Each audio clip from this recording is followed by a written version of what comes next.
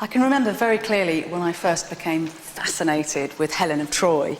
I was walking on a high hill just outside Sparta because, of course, Helen was Helen, Queen of Sparta, before she was stolen away to Troy by the Eastern Prince Paris. And I came across a really beautiful ancient site which was buffeted by warm winds, where Helen had been worshipped for close on 700 years. And as I stood there, I wondered, when people came up to adore her, what did they have in their heads? Were they worshipping a literary figure, somebody from Homer's epic? Perhaps it was a real person, a prehistoric princess. Or were they adoring an idea, a kind of incarnation of absolute female sexual power? What was certainly apparent was that Helen was far more than just a pretty face. I was determined to get to the bottom of her story, and I spent 15 years researching the life of Helen. It came clear to me that from the first moment that she entered the written record in Book 2 of Homer's Iliad, for the next 2,700 years, she never once left the human radar. What we were trying to do in this film was to see if there are any kernels of historical truth in Homer's story. We were not saying that Homer was a historian, but we were just looking at those moments where archaeology and stories overlap. And as it turned out, it was the right time to do so. Every year, there's an excavating season.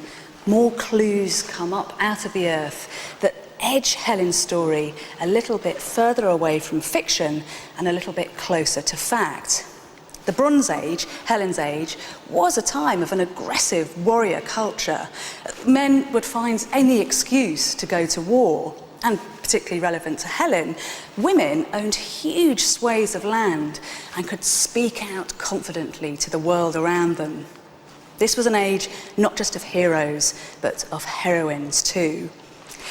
I think Helen's story, and I have to say I am marginally obsessed with her, is one of the greatest narratives of all time.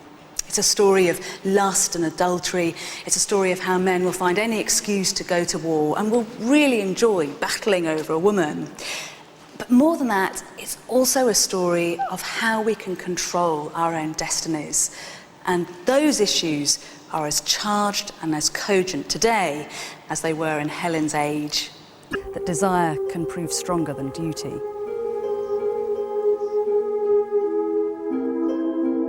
It's the oldest story of them all. Boy meets girl, girl meets boy. Boy and girl get into big trouble. Lots of boys fight over the girl, and the good guy wins out in the end. It's no surprise it's been lapped up down the centuries. It's the perfect male fantasy.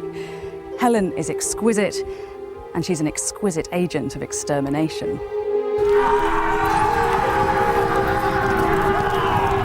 Helen's story is important and irresistible because it deals with that strange and worrying combination of pleasure and pain, sex and violence, love and hate. But it's also not just a story.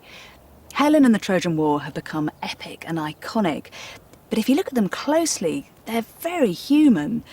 The drama starts with a messy love affair and it ends up in a bloody and disastrous conflict. I think that Helen's tale is rooted in Bronze Age reality, and that if you look for her here in the Eastern Mediterranean landscape, you'll find that most of the ancient stories are much closer to history than they are to myth. And it's in that world, in what's now modern Greece and Turkey, that I'm going to look for her, to separate fact from fiction. To find the real, powerful queens who lived here 3,500 years ago. My journey will take me right across the Eastern Mediterranean. To try to find Helen, I'm going to explore the magnificent palaces that controlled this region in the late Bronze Age. I'll discover the mysterious cult centres that placed women at the heart of religious power. I'll follow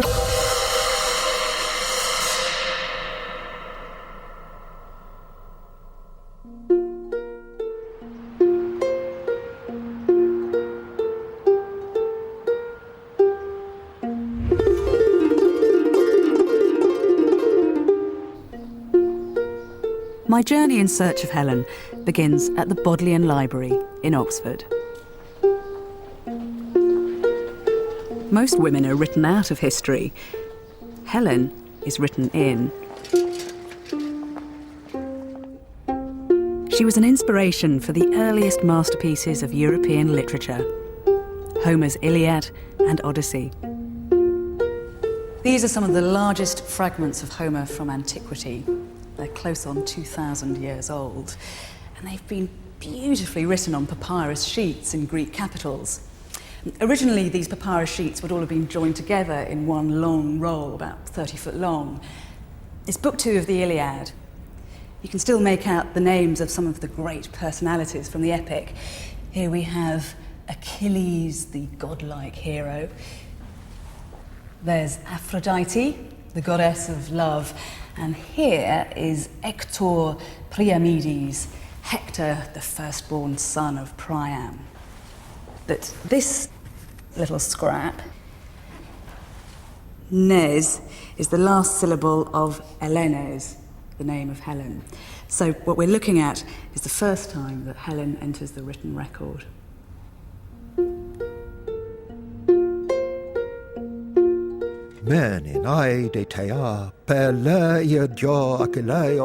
Sing, goddess of the wrath of Achilles, that fatal wrath which caused the immeasurable anguish of the Achaeans and sent the strong souls of heroes to Hades. These poems tell how the Trojan and Greek heroes fought a long and bloody battle over Helen, all stirred up by the deities on Mount Olympus. They were written down in about 700 BC, but transmit a much older story, based on actual conflicts that took place at least 500 years earlier, in what came to be known as the Age of Heroes. Helen's love affair with Paris kick-started the drama of the Iliad and the Odyssey, but Homer's a vital ally, not just as a poet, but as a historical source too. Recent scholarship has shown that a number of his lines do relate directly to Helen's era, the Late Bronze Age. And beyond that, Helen is bigger even than Homer. Other great epics were composed with intimate details of her life story, which have been all but lost to time. They only survive now in tiny fragments, works such as the Cypria and the Sack of Troy. So when you're trying to understand Helen's world, you have to look beyond the obvious and pull together all these various strands of evidence.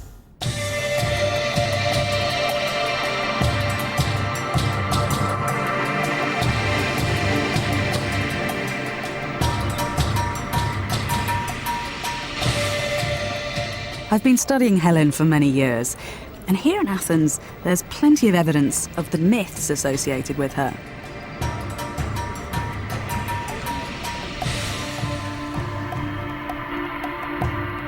Helen's image has been adorning beautiful objects for centuries. Vases for sale show her in a tug-of-war between suitors, preening in front of the mirror, and seducing Paris. Helen also survives in Greek tragedy, plays still being performed in Athens today. On stage, she's portrayed as either manipulative and destructive, or a mere pawn of the gods, a weapon of Aphrodite, the goddess of love. But you have to go beyond the misleading fantasies to get anywhere near the real Helen, and travel back to the Late Bronze Age, when these images of women were painted. As yet, we have no physical proof that a woman called Elene lived in a glittering Greek palace 3,500 years ago. But what we do have is a trail left by rich and desirable Bronze Age aristocrats who travelled right across the eastern Mediterranean. And when you follow that trail, you'll find not just heroes, but heroines. These aren't pretty little creatures wafting around in diaphanous robes in front of classically fluted columns. If Helen lived, she lived as a prehistoric princess, right at the heart of a turbulent prehistoric world. Helen's more than a simple object of beauty, so you have to wipe from your mind these pictures of her, all this romantic imagery, which is all, without exception, a fantasy, all made up. What I'm looking for are the real queens who lived in the Late Bronze Age, in the 13th century BC, the age which produced these vital clues. I'm leaving the classical imagery of Athens far behind and travelling deep inside the Peloponnese to where Helen's story starts. 3,500 years ago, the Peloponnese was home to the powerful Mycenaean civilization, whose tentacles reached from Crete to Croatia, from the Turkish coast to Sicily. This is an epic setting for Helen's story and for one of the most influential civilizations in the European Bronze Age. And the city that gave its name to the whole civilization is Mycenae.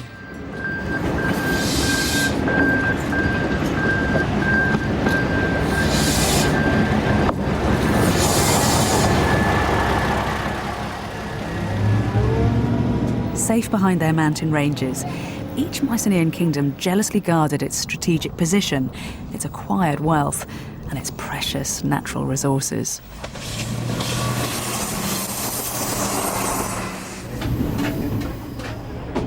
What's at a real premium around here is flat, fertile farmland. It's incredibly difficult to squeeze the right amount of food out of the Bronze Age landscape. So you find Mycenaean rulers trying to keep a tab on every fig, every olive, every grain of wheat that's produced. All the agricultural produce would be brought into the citadels and then redistributed back out again. So for the people that lived all around here, they weren't just centres of culture. They controlled whether you lived or died.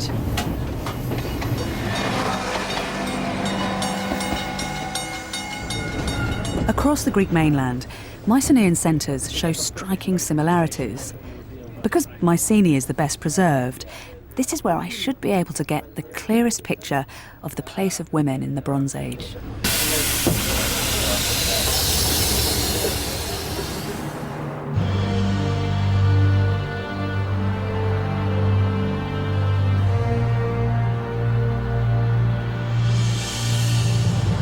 Mycenae was at its peak in 1300 BC. This is the century most likely to have witnessed the Trojan War and therefore the birth of Helen. Mycenae was a major power, enjoying a golden age that was to come to an abrupt end only a century later. Protected all around by mountains and dominating the fertile plain below, Mycenae had all the hallmarks of a fairy tale castle, studded with gold and finery. The immense walls shielded a muscular warrior culture.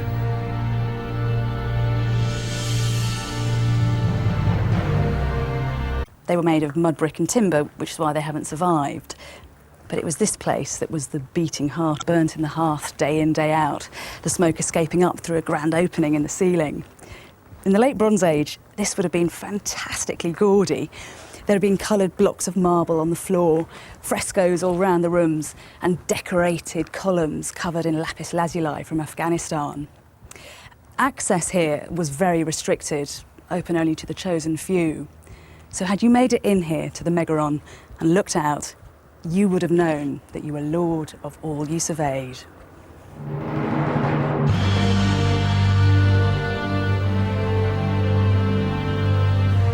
A high-born woman like Helen would have been part of this Mycenaean elite.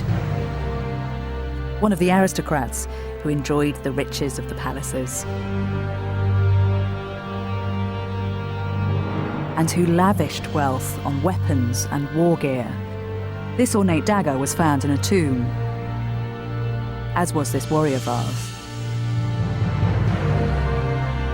No expense was spared in persuading guests and enemies alike of military might and fabulous prosperity. But this is far from the complete picture. It's easy to concentrate on the bullish, macho aspects of the Mycenaean warrior society. But it wasn't all blood and guts. If you look at some of their artefacts, it's clear that they were capable of very subtle feeling. This little trio has been delicately carved out of ivory. It's used as an important research tool to discover exactly what Mycenaean women wore. But when you're close up to it, you can feel that it's resonant with tenderness. The women are draped around each other and one of them's caressing the other's forearm. And that child, it could be a boy or a girl, is leaning heavily on their lap, doing that childlike thing of taking up as much space as is physically possible. It's a touching human image of Mycenaean society, a reminder that these monumental ruins were occupied by heroines as well as heroes. I want to explore this city and unravel the mysteries of the influential and sophisticated women hidden behind its walls.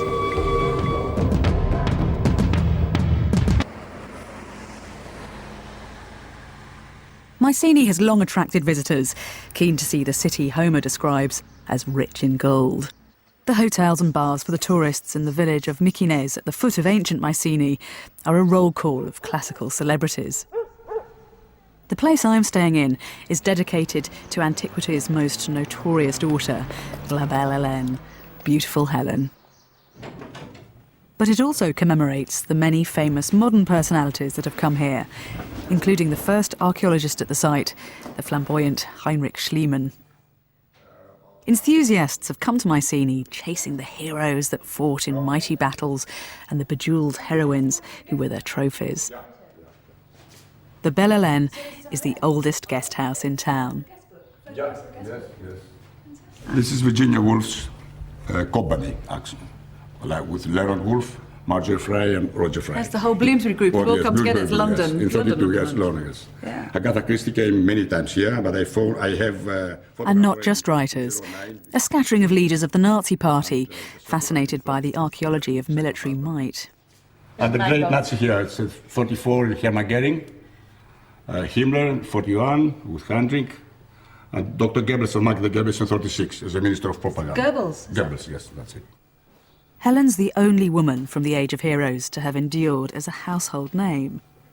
But the danger for all visitors here is that you can easily forget about the real people behind the dramatic archaeology and the later romantic imagery.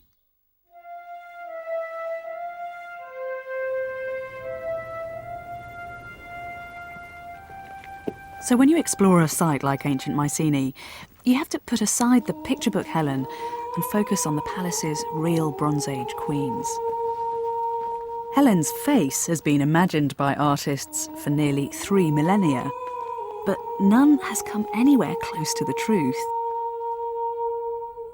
Tantalising discoveries from all across the late Bronze Age world offer up evidence of the striking appearance of a prehistoric princess like Helen. These ancient frescoes depict women in detail, their jewellery, hairstyles and makeup. But the most vivid portrayal is adornment. She's working with a team to recreate the appearance of a high-status Bronze Age woman. This is the closest that we can get to seeing what a late Bronze Age Helen would have looked like. Now, Sophia's beautifully dark, and the ladies on the walls of the Mycenaean citadels are always dark, but Helen's nearly always described as golden. So what do you think is going on there? It's a difficult one. Maybe her skin was naturally golden, and if she wasn't dressed up like this all the time, you would describe her as naturally golden. And in Greece, golden or lighter is usually just a very much lighter, dark colour. It's almost as if she's glittering. I mean, you would kind of covered in the gold jewellery as they were. She would certainly glitter a lot, yes. Yeah. She would glitter a great deal. She's always described as having white skin and gleaming like milk or like a pearl. But do you think this is what's actually going on, that she's a Mycenaean woman who's having her face painted white? I think it's very likely that her face is being painted white and that she's going to look unnatural and perhaps even masked. So what would they have been using in the late Bronze Age to do that? Oh, white lead, which is a horrible compound to be using. They can't be putting it on every day because your skin just wouldn't stand it. Well, you'd die. You could put it on every day, but you would die. They would have looked extraordinary, the women, once they'd got this whole panoply on. They look grotesque, I think, or even clown-like. Almost like puppets. Is that the purpose? Is the purpose to remove the person and produce the mask so that you've got a persona, not an individual behind the mask? So you're acting as a priest, you're acting as a divinity, perhaps. You're acting a part. Frescoes show women with different hairstyles. Some of them have shaven heads, but others have twisted and snake-like coils of hair, all of which make a Bronze Age Helen seem even more otherworldly. If Helen looked like anything, this is what she'd have looked like in the palace. Yes, it's not exactly a face to launch 1,000 ships, is it? Well, you never know. For a late Bronze Age Paris, might have been just the thing. It could be. She'd have made some impact. She'd have made a big impact, wouldn't she?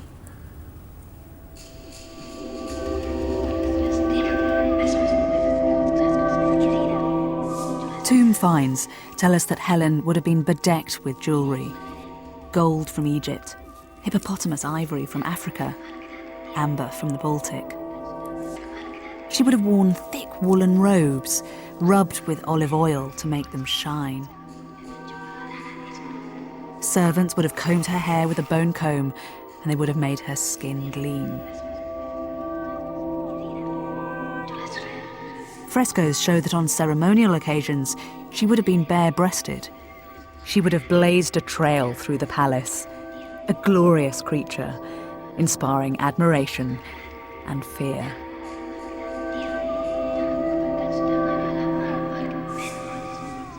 This is pre-history, where images speak louder than words. So a thing or person of exceptional beauty would have had real worth. As for daily life of high-born men and women of the Late Bronze Age, we know a surprising amount because of basic written records kept by the Mycenaeans. The Mycenaeans had a script now called Linear B, which they inscribed on wet clay tablets. Only surviving by chance, scorched and preserved by palace fires, these are simple documents, but they give us remarkable insights into life in the citadel.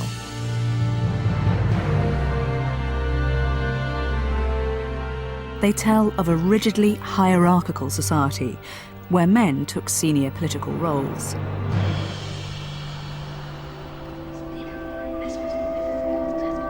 But they also show that mirroring this male society is an equally tightly controlled and influential religious world where women played a central role and controlled the gateway to the gods. The Mycenaeans worshipped some of the Greek gods that we're familiar with, Zeus and Hera and Poseidon, for instance. But there was a whole phalanx of gods and goddesses and demigods and spirits that never made it through to the classical world. Deities like Pipituna and Pereja, the goddess of doves. Some people even suggest there was a female Zeus and a female Poseidon. What there was not was a state-organised pantheon with a male figure at its head. Zeus was not predominant. If anything, it was the female divinities who were due the greatest honours. These are powerful female spirits standing at the heart of Mycenaean culture. A further insight into what actually happened at their ceremonies is found on signet rings, which depict women in control of intriguing religious rites. These golden signet rings were worn by men and women. They were passed down as heirlooms, and we find them left in graves or given as offerings to the gods. It's only an inch or so across, but there's a whole world marked on that surface. What you're looking at is some kind of sacred rite involving just women. There's a sun and a moon up at the top, and a little tiny figure of 8 shield with a mysterious divine presence appearing behind it. I suspect because trees and plants are so prominent that this was a fertility ritual designed to keep agricultural produce coming out of the earth. That seated woman is very important because she's shaking a bunch of poppies. It's one of the clues we have that opium, derived from poppy seed heads, played a central role in religion. These signet rings show a world of abandonment, fueled by narcotics. In a number of Mycenaean sites, the seeds of opium poppies have been found.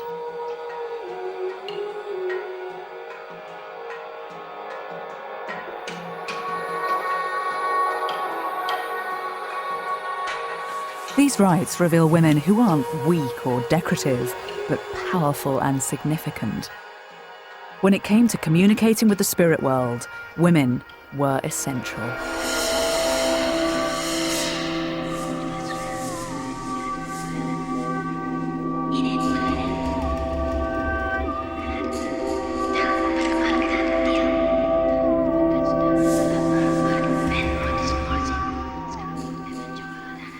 If you'd come to worship at the temple, then these are the kind of idols that you'd have come across.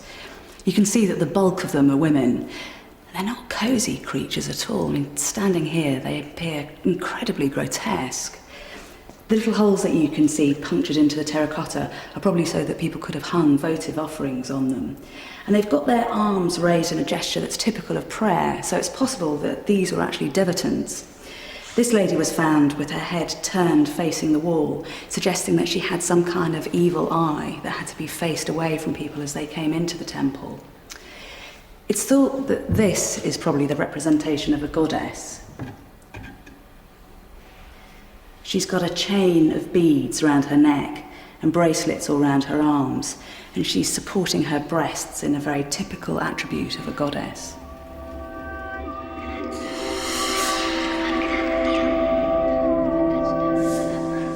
To find out more about these enigmatic female characters, I'm now heading to the heart of religion in Mycenae, the cult centre, which is still being excavated. This is where those figures were found. It's a kind of holy of holies, a temple right in the middle of a more extensive cult complex. In its heyday, it would have been brightly painted and there'd have been wooden pillars supporting the roof. When archaeologists excavated it, it was as if they'd discovered a moment frozen in time. The figures were stored up here, but on special occasions they'd have been brought and ranged around this hearth. Sometimes they'd be decorated with jewellery, sometimes they'd be given some food or something to drink, and there'd be little sacrificial offerings made to them. And then once the ritual was over, they were taken and put away back here in their resting place. It's that curious paradox of archaeology that sometimes the most metaphysical of activities, like spiritual worship, can leave behind the most concrete remains. All of these female figures point to women holding sway in the citadel. A Bronze Age Helen must have been more than just a pretty face. She would have been feared and honoured in Mycenaean society. Someone who walked hand in hand with spirits, deities, and demons.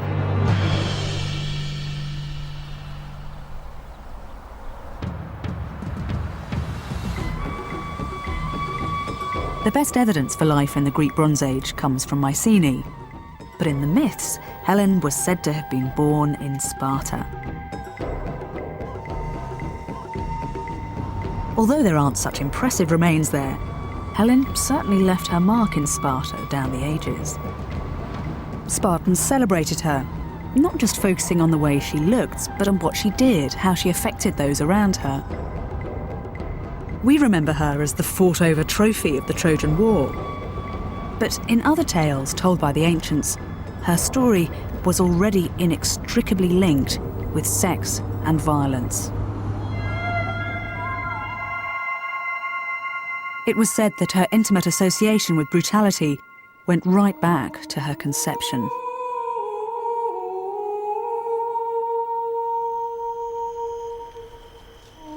Zeus, the king of the gods, in the form of a swan, attacked and raped her mortal mother Leda as she washed herself here at the river Eurotas at Sparta.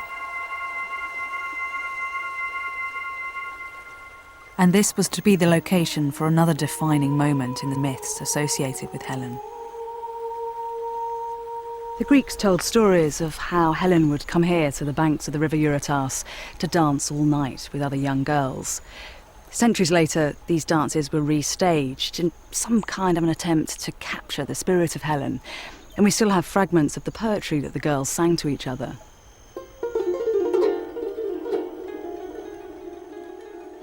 Olympian goddesses, my heart is seized with desire at hearing a new song and the chorus of girls in lovely melody will scatter sweet sleep and lead me to the contest where I'll be tossing my blonde hair.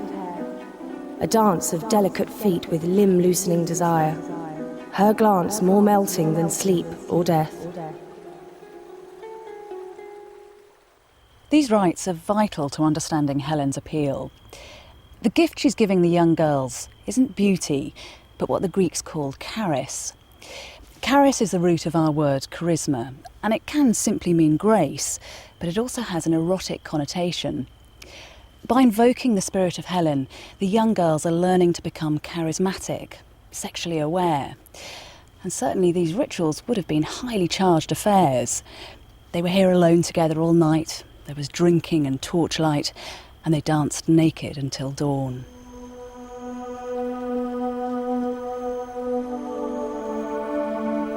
But this commemoration was more than just exuberant dancing. It recalled an horrific and symbolic moment in Helen's life. According to the myths, it was while Helen was dancing on the riverbank that, like her mother, she was attacked and raped. The perpetrator was Theseus, king of Athens. Helen was a girl. He was 70 years old. She makes them yearn and long for her. One ancient author said that Theseus, amidst all the blessings that he had, thought that life wasn't worth living unless he could enjoy her. A brutal conception, and then attacked on the riverbank. Helen would, from here on in, always be linked with passion and pain.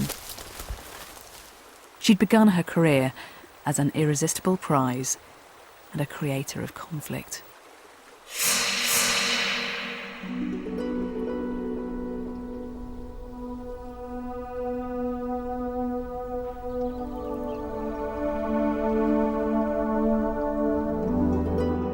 In the real world of the Late Bronze Age, a Spartan princess like Helen was indeed a great catch. Her principal value was as a marriage prospect, with a kingdom to give away. The myths were gathered to compete for the hand of the beautiful Spartan princess.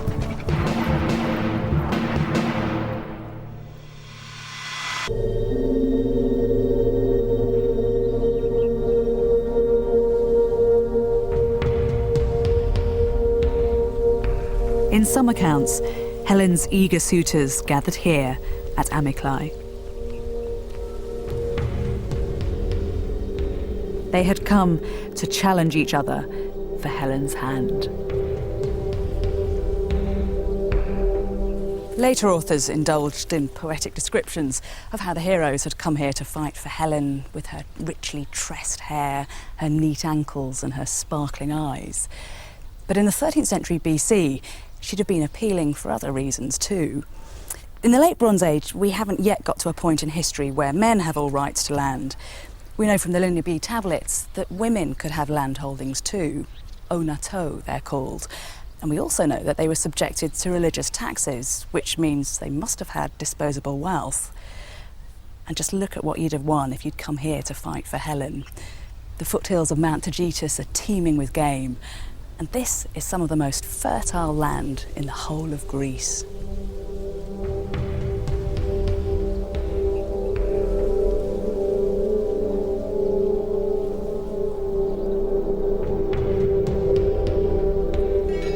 Marrying for love was a low priority for these suitors. They'd arrived for the chance to improve their lot and to display their physical prowess.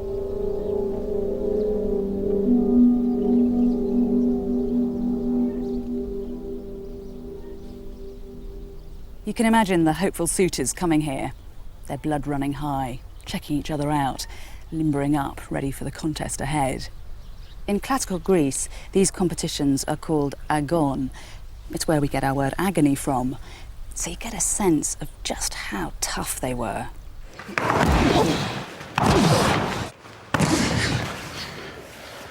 As for the range of sports that would have taken place at a grand event like Helen's marriage contest, there is good evidence from the Bronze Age. A fresco from Thera depicts two young men boxing.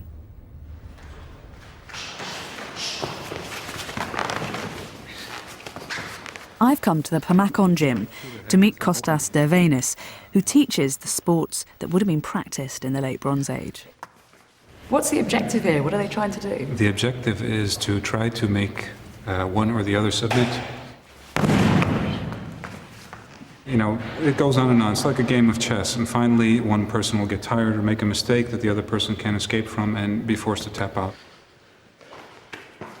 No one really gets hurt. I mean, the point is not to injure the other party, it's to make him give up.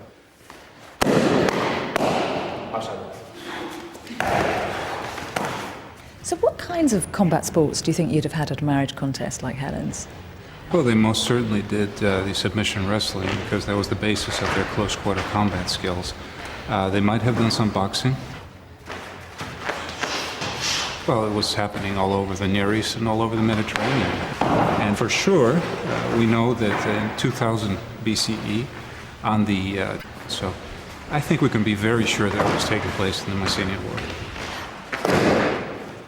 We talk a lot about the age of heroes, but it's a very nebulous concept. Why is it a nebulous concept? For me, it's very clear. Oh, so tell me then, what do you think it is? Well, you know, the word eros in ancient Greek, which is the same root as the goddess Hera, you know, or the Sanskrit word vira, simply means he who is worthy. Who gets the spoils in this campaign? Well, it's obviously the one who contributes most to acquiring these things. There was very little pretension in their lives. You know, when they traded, they traded. When they got married, they got married. When they fought, they fought. I mean, it was a more vital time. You've obviously thought a lot about Helen. Mm-hmm. What does she mean to you? Well, I once spent an entire summer looking for Helen in the areas where she lived in the Peloponnese, in the company of my wife, actually. And the reason I'm saying that is because I think even today, every Greek man is still in love with Helen. At Helen's marriage games, the heroes wrestled and boxed in vain. In the end, it came down to spending power. I needed Big Brother's wealth to get the girl. So Helen and Menelaus were to be united, bringing together two of the strongest dynasties in the region. In the 3rd century, Helen's last night of freedom. 12 virgins recreated the last few hours before Helen married Menelaus. Once again, they were alone together. They danced around the tree, and then tipping up a silver flask, they smothered the bark in olive oil, inscribing a message: "Revere me, I am Helen's tree." We shall be the first to plat for you a wreath of ground-loving clover to hang on a shady plane tree. And we shall be the first to make an offering of gleaming oil, dripped from our silver flasks, under that plane tree's shade. In its bark we shall cut these words that passers-by may read its message: "Respect me, I am Helen's tree." Helen's beauty is described as being like the dawn, like the return of spring after winter. It's all very idyllic and sensual, but you get the impression that what is being remembered are Helen's happier days before she becomes Menelaus's trophy wife.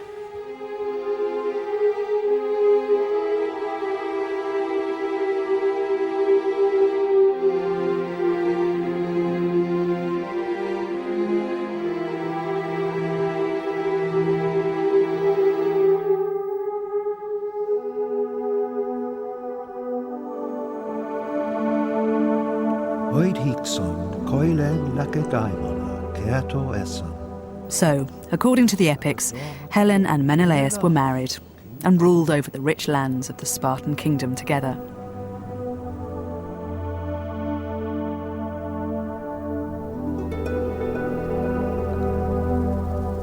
As to where a real Bronze Age queen of Sparta like Helen would have lived, the location of her palace has always been a matter for debate.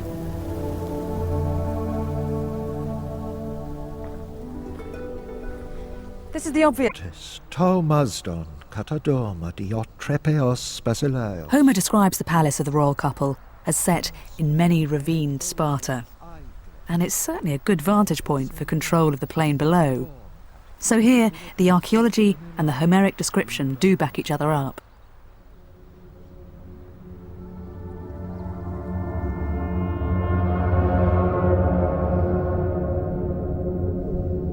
Life for Menelaus and Helen may be going as planned in their comfortable home in Sparta, but speeding through the white-topped seas of the Aegean is a visitor from a faraway land who will turn both their lives upside down. In the myth, the meeting of Paris and Helen was predestined. Paris, the second son of the King of Troy, had been called on to judge a beauty contest between the three most powerful goddesses on Mount Olympus. The prize was a golden apple engraved with the word Calliste, for the fairest. Each of the goddesses tried to bribe him, but Paris chose Aphrodite, the goddess of love, who had promised him the world's desire. His prize was Helen of Sparta. And in the myth, Paris set sail from Troy to be perfectly beautiful. Our Prince of Beauty, says Homer, with his glistening love locks. But in the Iliad, he's a bit of a peacock, too proud of his physique, too keen on the girls. This statue was made in the 4th century BC, and it's very romantic. But I'm afraid to say a Trojan prince of the 13th century BC would have looked nothing like this. He'd have had long hair and earrings in his ears and be draped all round in amulets. A bit more of a medallion man. But he is beautiful, and he knows it. And it's this delectable creature who, according to mythology, arrives in Sparta at the court of Menelaus and Helen.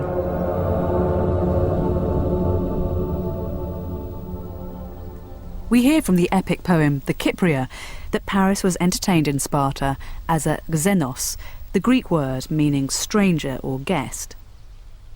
This title guaranteed safety to a foreign envoy, but to secure this status, anyone on foreign business from the Late Bronze Age onwards would have had to arrive with gifts of goodwill to present to the court. The rulers of the Late Bronze Age world showered each other with gifts. Chestloads, boatloads of treasure exchanged hands. On the face of it, this was simply a way of keeping each other sweet and proving who had the deepest pockets to dig into. But there was also a hidden agenda.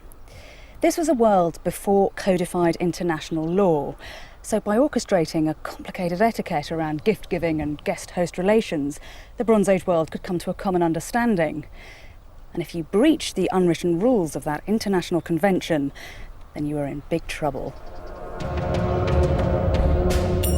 It seems that Paris barely had time to pay his respects to the King of Sparta when we're told that Menelaus hurriedly and unexpectedly set sail for Crete to attend to a family funeral. His queen was left to offer appropriate entertainment to the foreign visitor. But Paris and Helen had no thought for international etiquette.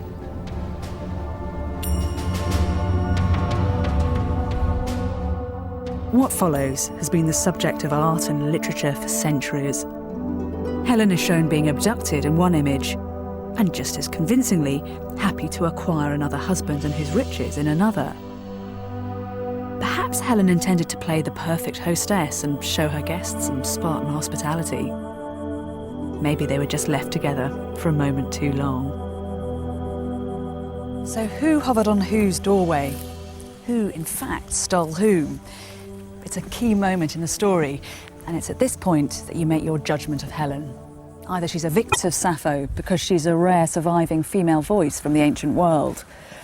Helen, the woman who by far surpassed all others in her beauty, left her husband, the best of men behind, and sailed far away to Troy. She didn't spare a single thought for her child nor for her dear parents, but the goddess of love led her astray to desire. There's no hint of an abduction here. If anything, Sappho's saying that Paris is Helen's plaything, not vice versa. Sappho's scenario gives Helen the upper hand, but it didn't prove to be an enduring take on events. As the story gets retold down the centuries, one version of it becomes increasingly popular: that Helen was forcibly abducted. But I tell you, when you come here to the Spartan citadel, which would have been incredibly heavily fortified in the Bronze Age, there is no way that an outsider like Paris would have been able to steal away the Spartan queen against her will. If Helen and Paris went to Troy, it would have been with some collusion on Helen's part.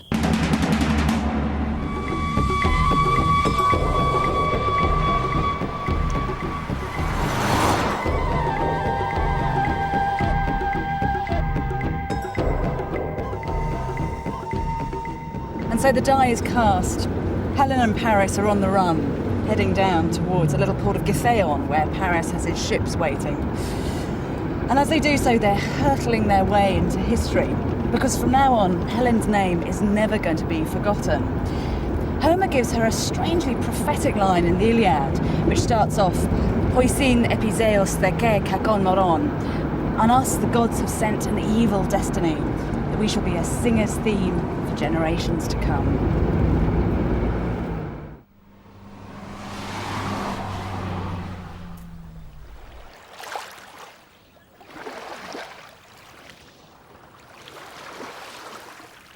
Once they'd found their ships, Paris and Helen decamped to an island nearby, Cranai. Today, a causeway connects it to the mainland. It's a tiny place, populated only by fishermen and occasional day trippers.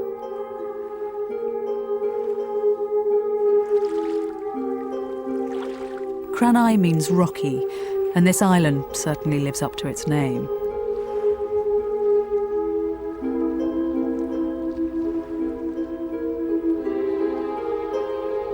The lovers would have known that the retaliations would soon begin, not least because Paris had loaded up his ships with Spartan treasure.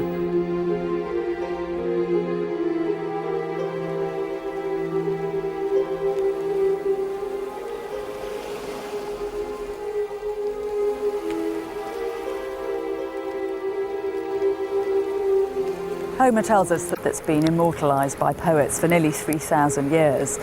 But I still think that Homer has the best lines.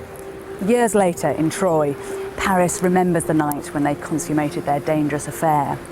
When irresistible longing laid me low, he says, and we locked in love on Rocky Island.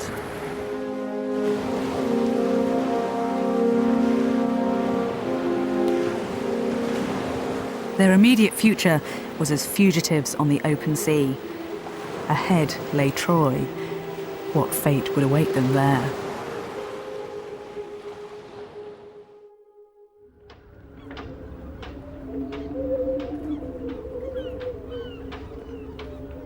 Turkey. We tend to think of seas and oceans as barriers, but back in antiquity, these were the great highways and byways. Homer even calls them the sea's foaming lanes.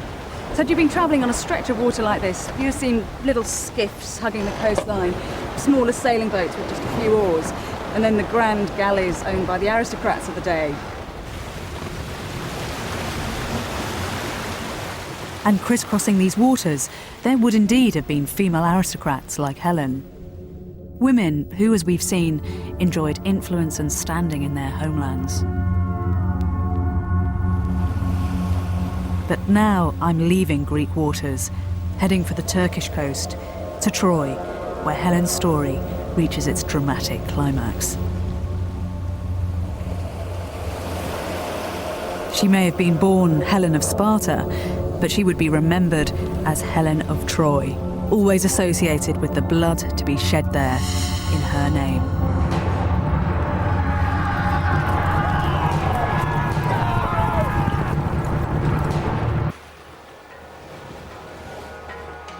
I'm retracing Helen's journey, following the route she's said to have taken with her Trojan lover, Paris.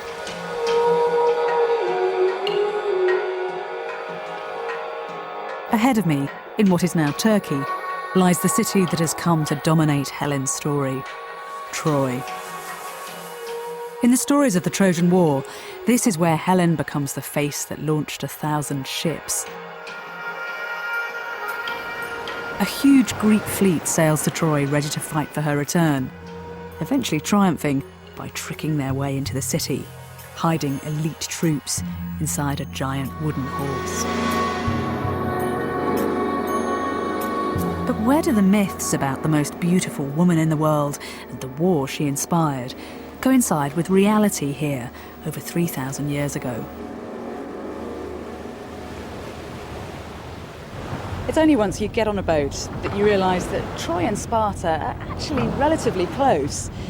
There's a fragment from one of the lost epics called the Kypria that says it took just 3 days for Paris and Helen to make their journey. That's pretty optimistic for a Bronze Age boat, although they could just about have done it if they'd had perfect sailing conditions. Now we imagine the world divided into East and West, but for prehistoric populations, that concept would have been incomprehensible. There was no invisible line dividing Europe and Asia, over which travellers like Paris and Helen would have crossed. This was simply a fractious theatre of power, with the Aegean Sea at its centre. There was plenty to provoke conflict. As well as wealthy cities like Troy that dotted the coasts, there was control of the rich trade routes that crossed these seas, carrying everything from ostrich eggs from Egypt, ivory from Syria, dyes from Crete, and copper from Cyprus. It isn't a coincidence that Homer associated Helen's story so closely with this particular region, where trade and aggression ran hand in hand. The Trojan War has become a morality tale, warning men away from headstrong and seductive women. But there's a deeper truth here, based on the reality of the rich pickings at stake.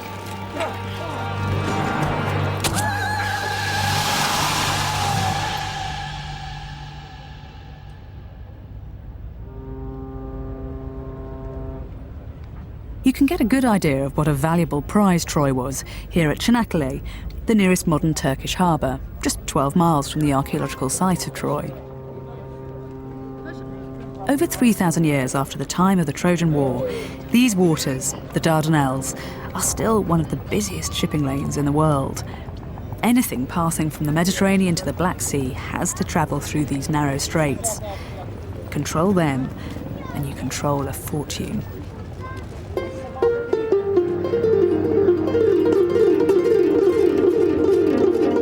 Nearby Troy was perfectly placed to exploit the potential value of this setting.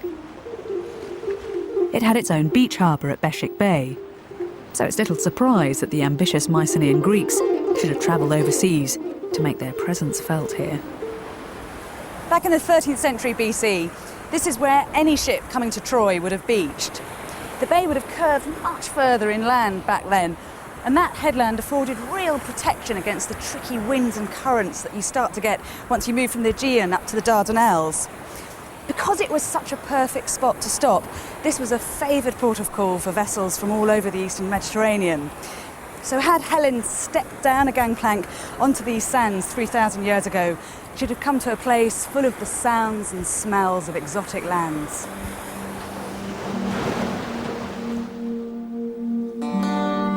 Just 5 miles inland stood the magnificent city of Troy.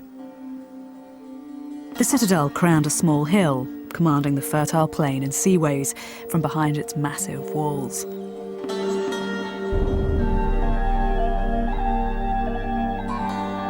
The story of the rediscovery of Troy took its most dramatic turn over 130 years ago. The German archaeologist Heinrich Schliemann spent a fortune excavating. In his personal life, he'd already acquired a beautiful young Greek wife who could recite Homer perfectly.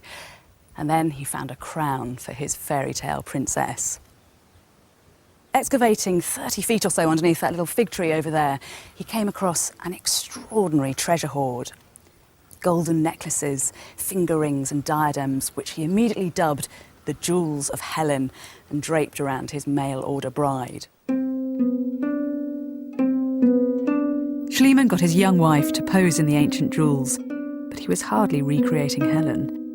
Poor Sophie's allure fell well short of history's greatest beauty. And to add further insult, it was later realised that this was all a nonsense. These jewels would have been worn by a woman living 1,200 years earlier than any real Helen. But in truth, Schliemann was underwhelmed by what he found. The site just seemed too small to be... Hard to imagine that this could ever have been Priam's glorious citadel. But archaeologists have been excavating here every summer since then, and they now realise that the site is a full 15 times larger than they previously thought. This was a jewel in the region. Before Helen's age, this mud brick palace had already been standing for 1,000 years. A newly arrived visitor from Greece over 3,000 years ago couldn't help but be impressed by Troy's wealth and sophistication. Where these stones now stand, there were walls 10 metres tall, guarding a settlement of up to 10,000 people. Archaeologists have found evidence for visitors and produce coming here from all over the eastern Mediterranean. These striped pots unearthed in Troy showed direct contact with the Mycenaeans. There's even evidence for settlers from Greece. A whole Mycenaean graveyard has been found near the coast. So a woman arriving here from Sparta in the Late Bronze Age would certainly not have been the first Greek to come to Troy. Whether she came as Paris's bride or as his whore, Helen now belonged to Troy. Had you been walking down here back in the 13th century BC, you'd have been joined by a whole stream of women making their way to the citadel. Contemporary evidence tells us that these courts had giant harems with a very strict hierarchy. There was the first wife, secondary wives, freeborn concubines called heir-ser-tout, and then below that, a whole rank of women who were captives, basically little more than sex slaves. So women, often themselves the spoils of war, formed part of the lucrative trade coming and going through these gates.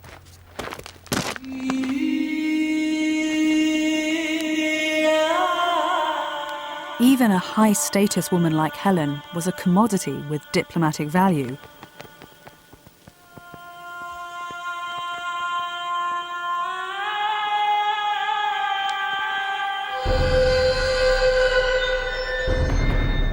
Because Troy has been levelled and then reoccupied so many times down the centuries, as you walk through the ruins, it's hard to get a sense of the remarkable dynamism of the Late Bronze Age city. But travel beyond the Dardanelles and you'll find its 21st century equivalent. Istanbul.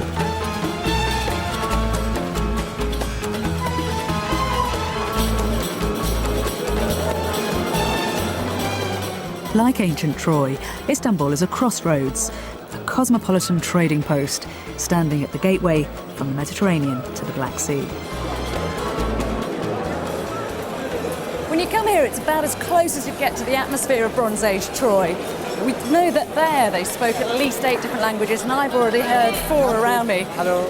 There are people here from both sides of the Bosphorus, from east and west, and their one reason for being here is to buy and sell.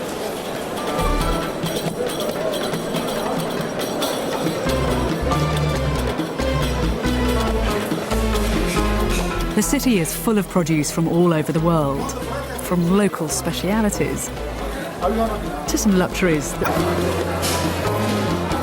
Excuse me, good afternoon. Good afternoon, welcome. Do you have any rose petals? Yes, I have. Yeah? Oh, lovely. Yeah, natural. yeah. Can I smell them? Please. Oh, it's lovely.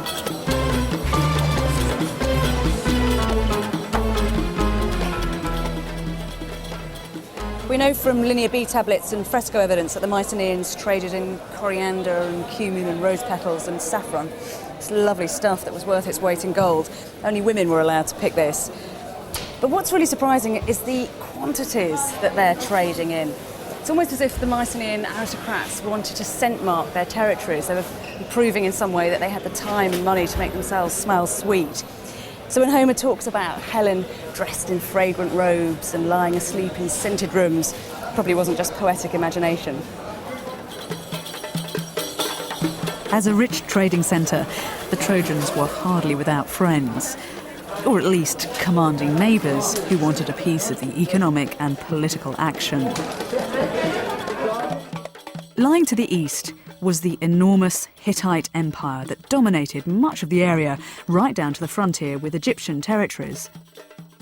On the edge of all of this was Troy, known in the Late Bronze Age as Wilusa, sandwiched between the worlds of the Hittites and to the west, the Mycenaeans.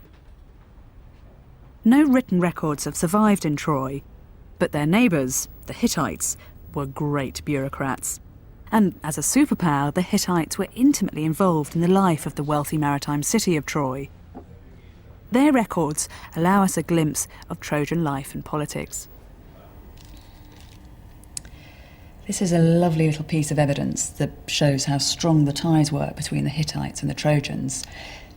It's a personal treaty between the king of Troy, Alexander, and the king of the Hittites, Muwatalli II.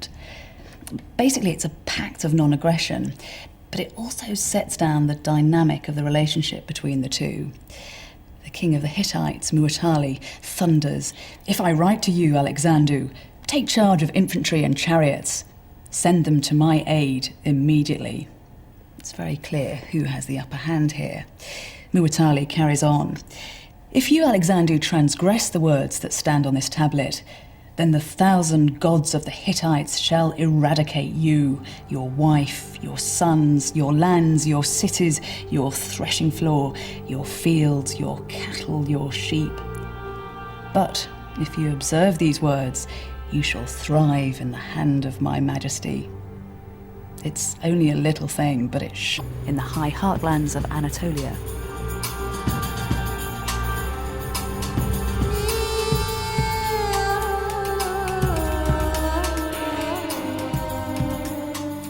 Even today, it takes a good 12 hours to drive to the Hittite capital from western Turkey. Like Troy, Hattusha was an eastern city famed for its great wealth. The classical Greeks made a lot of the fact that Helen wasn't just lured away by Paris, but by the wealth of the East. There's a great line in one of Euripides' plays where Hecuba, who's Paris' mother, spits out at Helen, "Once you'd left the Spartan city, you looked forward to a deluxe of extravagance in Troy with its..." Exploring Hattusha, you're again reminded why the aristocrats of the late Bronze Age became legendary. Their achievements over 3,000 years ago were extraordinary.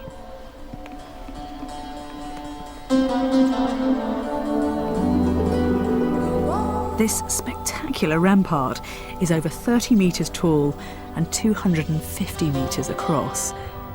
It's a magnificent display of royal authority, both to inhabitants and visitors alike.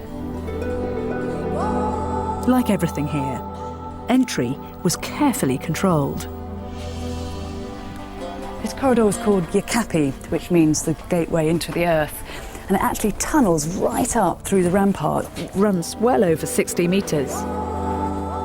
Had you come here 3,000 years ago, it would have been a lot brighter because the floor would have been painted white. And I suspect there'd have been little lamps in all these niches. Because it does make a very theatrical, impressive entrance to the city. It's almost as if you're moving from one world into another.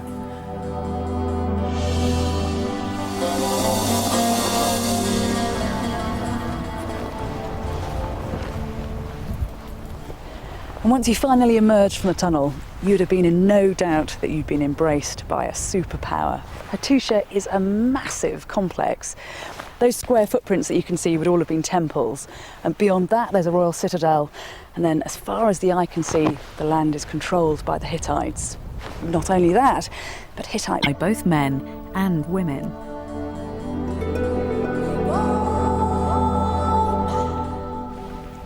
It's a real treat to be holding this, considering it was last used over 3,000 years ago. This is an imprint of a seal of King Hattusili III and Queen Pudahepa. You can see her names written down here phonetically, Pudahepa. It was actually quite common for kings and queens to share seals, and for aristocratic women to have a degree of independence from their consorts. But Pudahepa pushes things that bit further. She has her own seal, and through sheer force of character becomes one of the movers and shakers of the late Bronze Age. Some of the Hittite queen's correspondence, with her personal seal attached, still survives. It shows that she could face down the mightiest rulers of the region.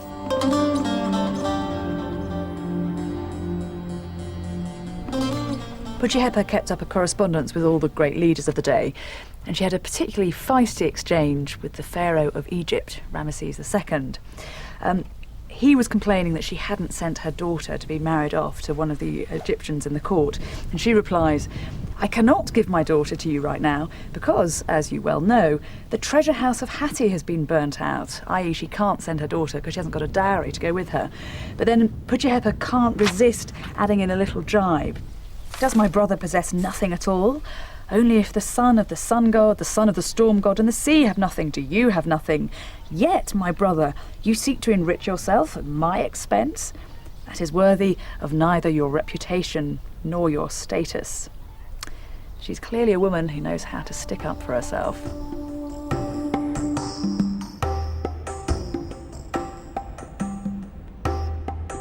It's further evidence that the Late Bronze Age, the time of Helen, was an era when forceful women could make their mark.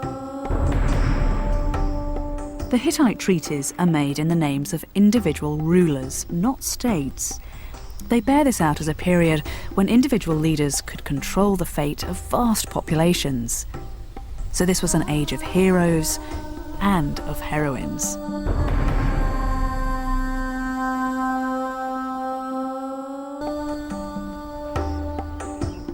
Here in Hattusha, over 3,000 years ago, extraordinary documents were written that give a voice to the age of Helen. They don't only tell us about the powerful personalities of their leaders, but also how relations between men and women were defined. If a man sins with his mother, it is an abomination. If a man sins with his daughter, it is also an abomination. If a man has a wife and the man dies, his brother shall take his wife, then his father shall take her. There shall be no punishment.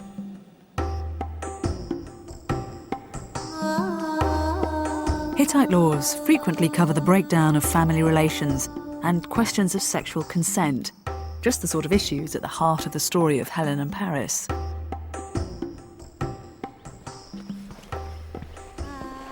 It might seem rather convenient that the Helen and Paris story has all the ingredients of a potboiler. But back in the Late Bronze Age, just like today, rape and abduction and adultery were live issues. Quite a number of the tablets found here at Hattusha laid down the law about who was to blame and what kind of punishments they should have. For instance, one reads, "If a man seizes a woman in the mountains, it is the man's offence, and he shall die. But if he seizes her in the house, it's the woman's offence, and the woman shall die."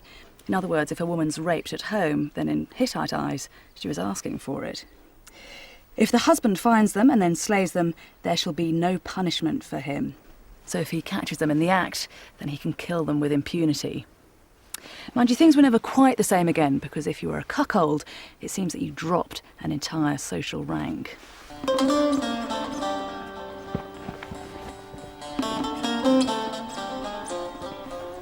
And when adultery reached the ranks of aristocracy, the crisis could escalate. In one particular case, the Hittites had to be brought in to cool down two states who were at the brink of war because of the behaviour of a princess.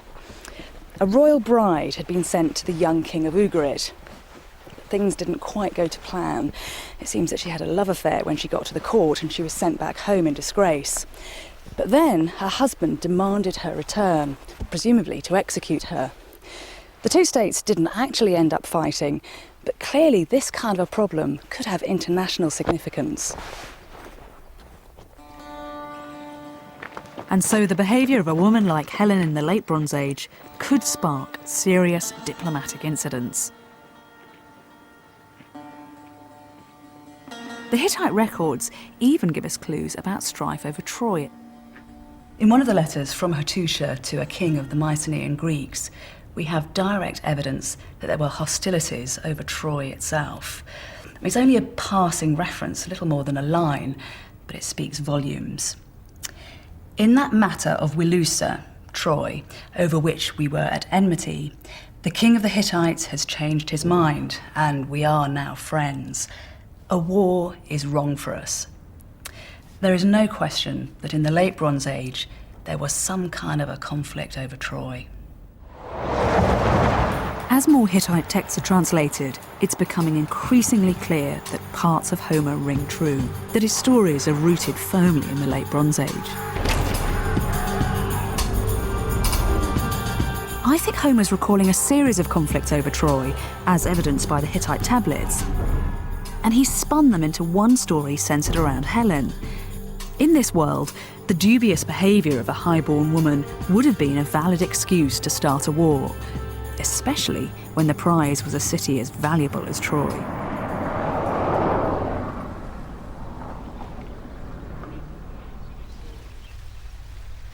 It's therefore appropriate that Homer remembers Helen as an active protagonist in the conflict.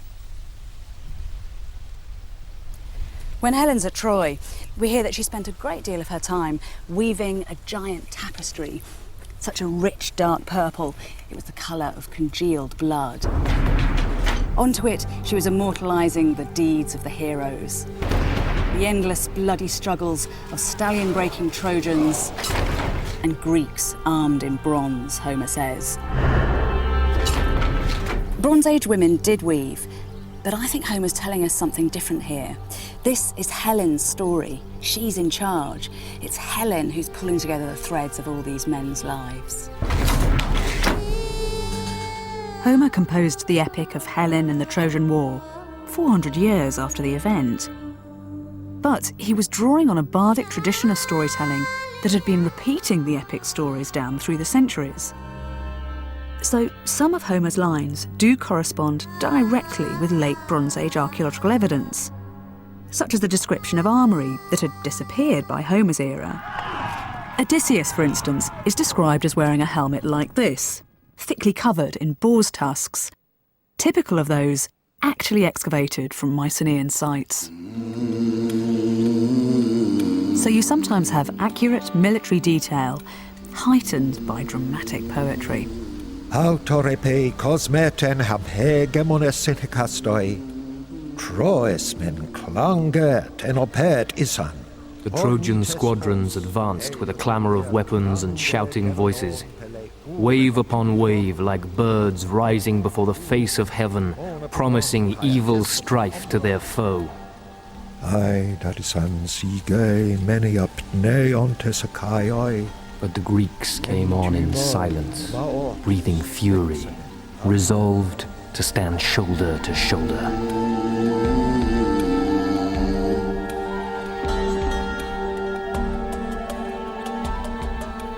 But Homer didn't simply concentrate on the macho posturings of the heroes. Like other Greeks, he saw an intimate connection between war and lust.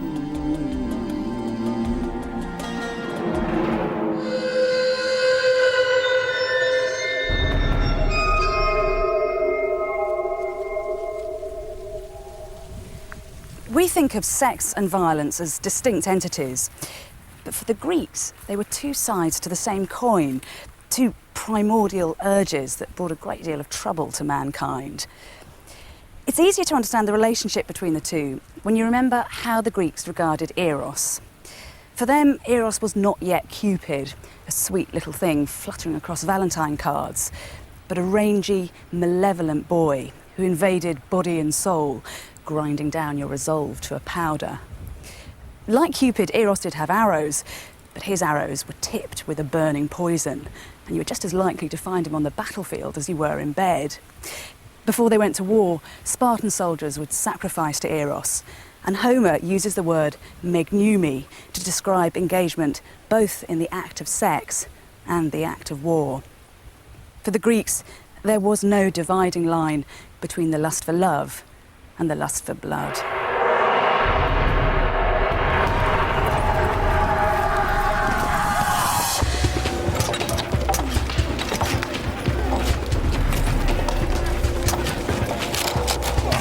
In Homer's version of the Trojan War, written centuries after the actual fighting, some of the lines clearly refer to his own era, the Iron Age.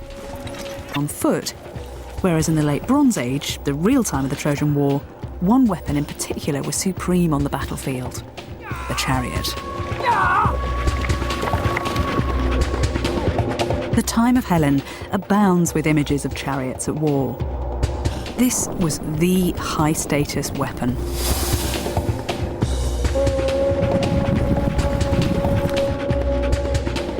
These carvings show the Hittites taking on the Egyptians at the Battle of Kadesh, contemporary with the era of the Trojan War.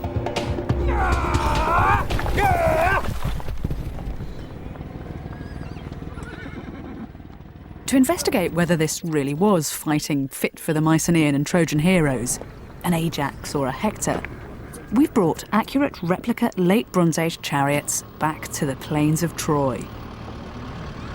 Mike Loades, an expert in ancient weapons, has trained horses he's hired from local gypsies to pull them. Usually these animals pull farm carts, but today they're war horses. They've got a lot to live up to. The Hittites wrote extensively about how to get a horse into peak condition. I'm very glad to see you're grooming, because the Hittites were very keen on their horse care, weren't they? Well, I mean, Kekule. Yeah. Kekule of the Mitanni wrote this wonderful text, which really, I mean, it pays a lot of attention to grooming techniques and really calculated feeding regimes to get them to peak fitness. Yeah. I'm not sure how fit these are. You know, one day they would go so many miles and then they would rest, and then the next day they would have certain things to eat, and then they would do so many miles trotting, so many miles galloping, and so building up, just like an athlete, building up peak fitness, and these would have been superb equine athletes.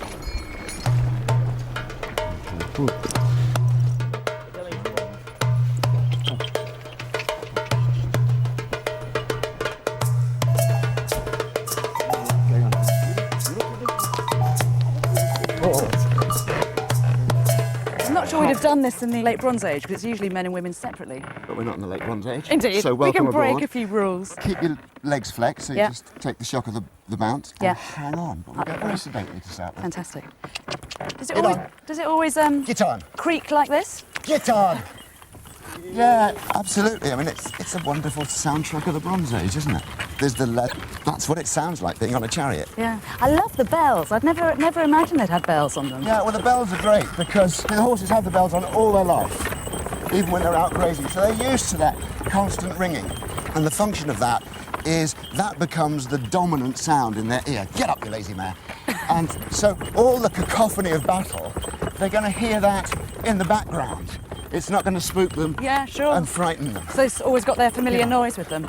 Well, Homer talks a lot about that, about the screams and cries of anguish on the battlefield. So I guess if they've got that as a familiar, then, as you say, it's not going to spook them. Get on! They can really get on. Get on! They really can! Whoa! Wow, she corners like she's on rails!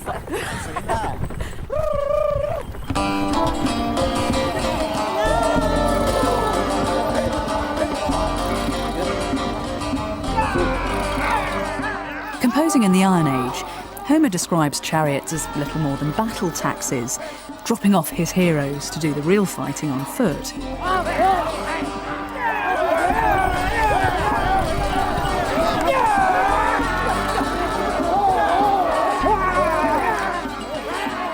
But the carvings show that in the Late Bronze Age, chariots were also used in the heat of the action, sometimes pitched directly against each other. Our large Hittite-style chariot is going to do battle with this lighter Mycenaean vehicle. So this is the Greek chariot, is it? Yeah. Because, I mean, the traditional view is that the Mycenaeans wouldn't have used them for warfare, that they'd have just used them for taxes. At this period, everybody is fighting in chariots. And if the Mycenaeans have come over here to fight on this chariot country, I mean, this is chariot country. Yeah, exactly. They wouldn't So have if had they're a going chance. to take them on, would and they? we Yeah. know they had chariots. They're going to use them.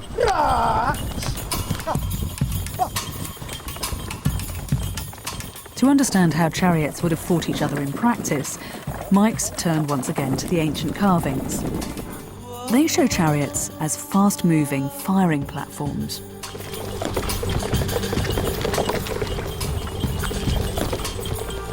The great thing about the chariot as a mobile missile platform is it can take the archer where he needs to be, and then he can start picking off the enemy. You can get really quite good accuracy, even over this terrain.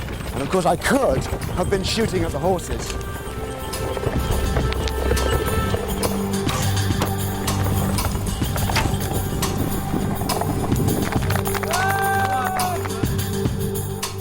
In the Late Bronze Age, the bow was the weapon of kings and pharaohs. Not the case 400 years later in Homer's time. For him, bows weren't purely heroic. Instead, they were often the weapon of the coward, killing at long range. For example, he puts a bow into the hands of Paris to kill unbeatable Achilles. And in the Iron Age, This grand chariot warfare was nearly all gone as well. But the larger-than-life Bronze Age characters skilled in its practice outlived their time, surviving in popular imagination and in Homer's poetry. Homer would have loved all of this, because if you read the Iliad, it is almost cover-to-cover gore. I mean, he was bothered by the inconsistencies and messiness of war, but he certainly didn't mince his words when it came to describing the various gruesome ways that men could die. This is a passage from Book 16, and if you're squeamish, you should cover your ears.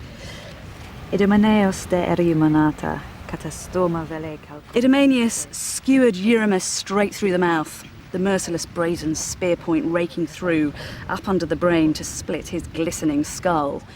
Teeth shattered out, both eyes brimmed to the lids with a gush of blood and both nostrils spurting. Mouth gaping, blowing convulsive sprays of blood.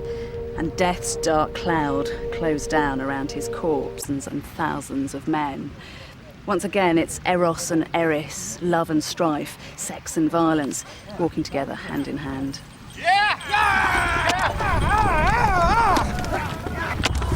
Homer has latched on to an oral tradition where heroes fought, where people made their name.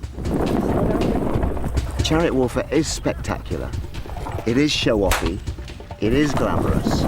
So it is the sort of thing they would do here on this theatre. Yeah. If you're fighting warfare like this, people are going to make their names, names that will last forever. Many of the most dramatic scenes in Homer involve heroic single combat. In one of the most famous episodes in the Iliad, Homer tells how Paris agrees to take on Helen's aggrieved husband Menelaus in full view of the city. Helen's sitting in her rooms, but Iris, the messenger of the gods, calls her out. "You can't miss this," she says. "Your two husbands are fighting to the death over you." And as she walks onto the walls, King Priam asks her to pick out the Greek heroes. "There's wily Odysseus," she says.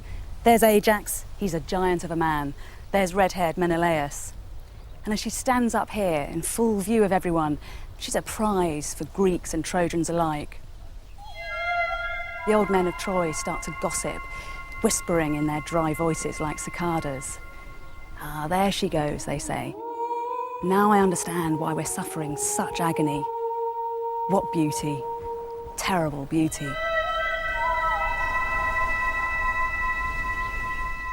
We've only got Homer's word for all of that, but if you come to Troy, the archaeology fits. I'm standing on the ramparts of the Royal Citadel. Just below me there, that pile of stones is a late Bronze Age gate which has been blocked in at some point. Behind that, there's the edges of the town, and then just beyond, a broad, flat plain. Travel west and you hit Beshik Bay, where Greek ships beached. Everything points to this being the perfect vantage point. From here, Helen could have watched her two husbands fighting to the death. Homer recounts it as classic heroic single combat, heavy with ritual. First of all, the battleground is marked out. The two fighters draw lots, and Paris hurls the first spear. It pierces Menelaus' shield, but doesn't wound him. He then throws, but now Paris' shield holds firm. Then the fighting becomes less ordered, less honourable. Helen's first husband grabs Paris by the helmet and drags him back to his comrades. The Greeks are going to hack Paris to death. Yet once again, where there's violence, sex is never far away. Homer brings the goddess of love, Aphrodite, back into the story. She covers the battlefield in mist, releases the forlorn Paris, and spirits him back to safety in Troy. But Aphrodite hasn't finished yet. She leaves Paris stretched out languidly on his bed and goes to fetch Helen, forcing her to pay homage with aphrodisia, the things of sex. But Helen doesn't want to sleep with Paris. She's embarrassed by him. He's dishonoured her. She tries to resist him. She tries to fight Aphrodite, but you can't take on the goddess of love and win. The more Helen pours scorn on Paris, the more she provokes him, the more lustful he becomes. It's one of the most erotic moments in the Iliad. But come, Paris says, never as longing for you overwhelmed me so. He led the way to the bed. His wife went with him. And now, while the two made love in the large carved bed, Menelaus stalked like a wild beast up and down the lines. Where could he catch a glimpse of magnificent Paris?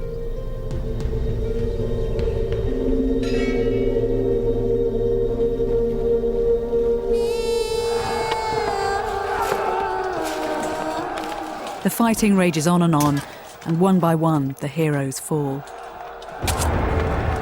Paris himself is eventually killed, ironically, with a poisoned arrow. Desperate to win the day, the Greeks come up with an extraordinary plan.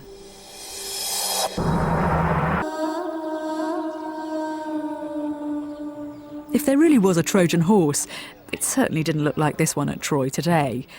It's hard to imagine anyone hiding troops in here. Nothing's calling out the names of the heroes. It must have been torture for them. They'd been on campaign for 10 long years. But for once, Helen's charms weren't quite powerful enough, and Troy's fate was sealed.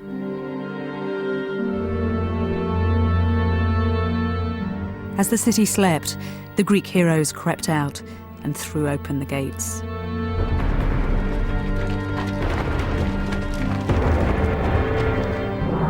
The women of Troy were taken as slaves, the men slaughtered. And what of Helen? Was she cowering in the corner of a city somewhere, or waiting, praying, desperate for Menelaus to come and rescue her? Well, the Greeks keep their options open, and they told both sides of the story. On vase paintings that portray the episode, Helen's often plucking at her veil, and it's very difficult to tell whether she's covering herself up in fear or loosening her clothes to welcome Menelaus back. But whatever Helen felt, Menelaus just wanted to kill her. He tears through the city, hunting her down, his sword held high. And then when he sees her again, all he wants is to have her back. The Greek playwrights made a great deal of this, saying it wasn't Helen's beautiful face, but her beautiful breasts that turned his hate to lust. Once again, Helen is an irresistible force of nature. The Spartan queen was returning home. The ancients tell us that beacons were lit on summits across the eastern Mediterranean, exactly the way in the late Bronze Age that the news of the fall of Troy could have been carried all the way back to Mycenae and Sparta.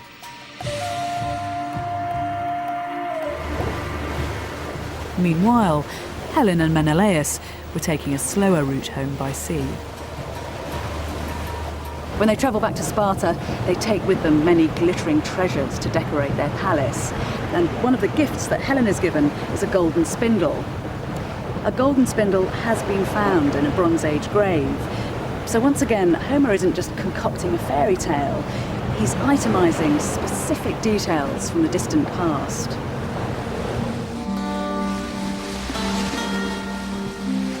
Helen and Menelaus eventually returned to their palace, high above the Spartan plain.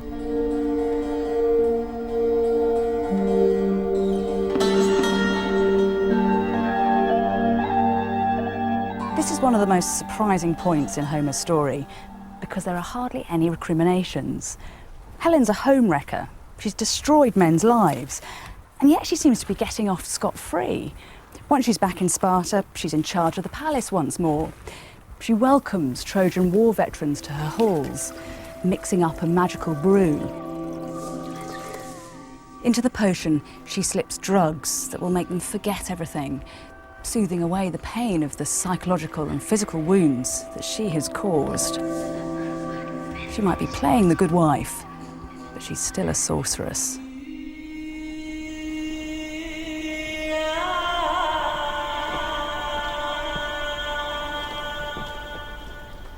So even in her later years, Helen still crackles with danger. She still controls things, undimmed by her disgrace. But like a flame that burns brightest before it gutters, Helen and her golden age of heroes were about to be extinguished.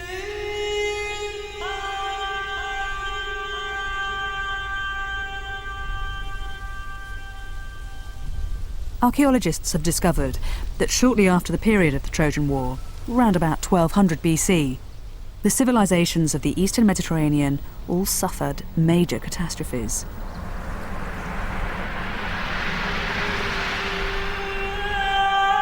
The Hittite Empire collapsed.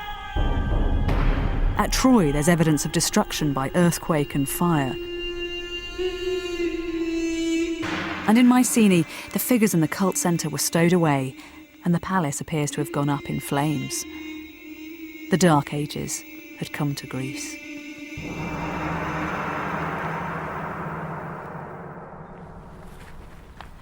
There were great fires here in the Spartan citadel too.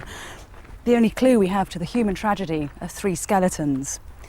One of a woman about 30 years old who'd been trussed up and then hurriedly buried in a shallow grave, and 2 small children. From now on, this palace would be abandoned. But Helen refuses to go away. If there's one thing I've learnt about her, it's that she's a survivor. Civilizations might come and go, but no one forgets her name. And although down the centuries the beautiful Helen came to be vilified, here at Sparta she lived on, a vital life force, worshipped as a godlike creature. And on this hill, right next to the Spartan palace, her likely Bronze Age home, this shrine was raised to Menelaus and his wandering wife, a place known for centuries simply as Helen's Temple. Helen had moved from real woman to sublime beauty.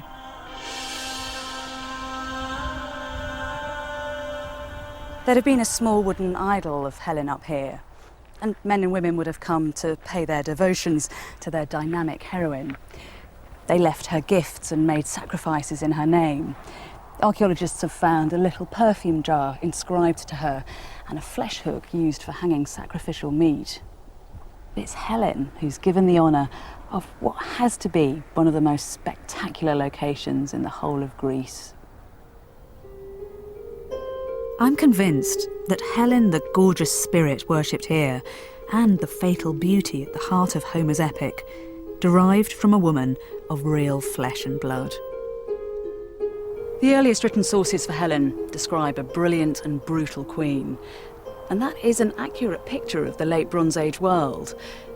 There's no doubt that here at Sparta there lived a dazzling aristocratic woman who had a special relationship with her gods and who controlled the lives of the men around her. A figure of such power and allure couldn't be allowed to fade from history. She'd inspired desires, fantasies, and fears for millennia. Throughout my journey, I've seen that Helen, as one of the most famous women of all time, has been perpetually hijacked for the purposes of both men and women. Homer made her the excuse for war, her abduction justifying the death of thousands, a dangerous ally of the gods. In Greek plays, she's an effortless manipulator, the cause of hatred between East and West. Right through history, she's been an object lesson in women as victims, sometimes passively, sometimes as rape fantasy. At other times, she's the skilled seductress, the powerful woman able to control men to suit her will. But women revered her for her potency and beauty. Spartan girls rode chariots in her honour and danced by the river to recall her coming of age and marriage, hoping to catch some of her charisma and sexual power. From Greece to Hollywood, Helen the myth endures. But what of the Bronze Age Helen, the Spartan queen who lived in the Peloponnese over 3,000 years ago? With her palace obliterated, no evidence has ever been found for a tomb of Helen. But we do know how a Mycenaean aristocrat of Helen's status would have been buried. Magnificent tombs of the late Bronze Age have been excavated across the Peloponnese. A Spartan queen would probably have been buried in one of these vast man-made caverns. It's still easy to imagine that echoing cacophony as official mourners extolled the dead.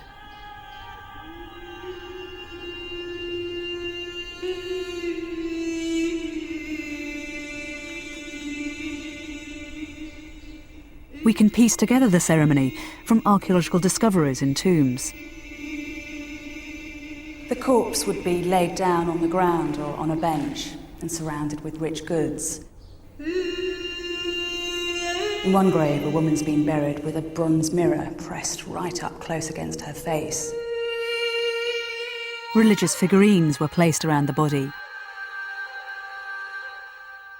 Daggers have been found in women's graves,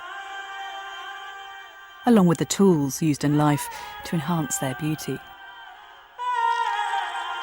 A final toast would be made, a final libation poured, and then the tomb would be closed and the woman would be left alone in the dark.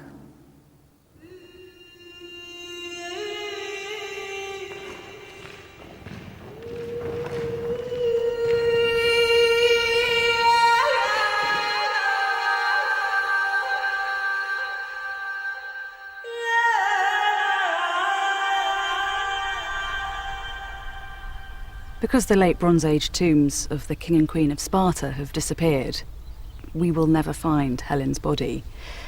And so it seems her prophecy from the Iliad, that she has an evil destiny to be a singer's theme for generations to come, will always be fulfilled.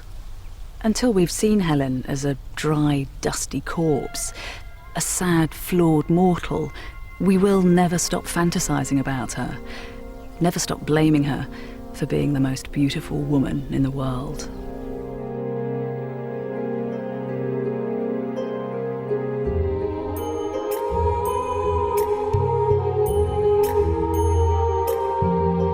And next week, Bethany Hughes visits a place where homosexuality was compulsory. Wedding presents, they don't come much better than a castle, as we're about to find out with the Time Team.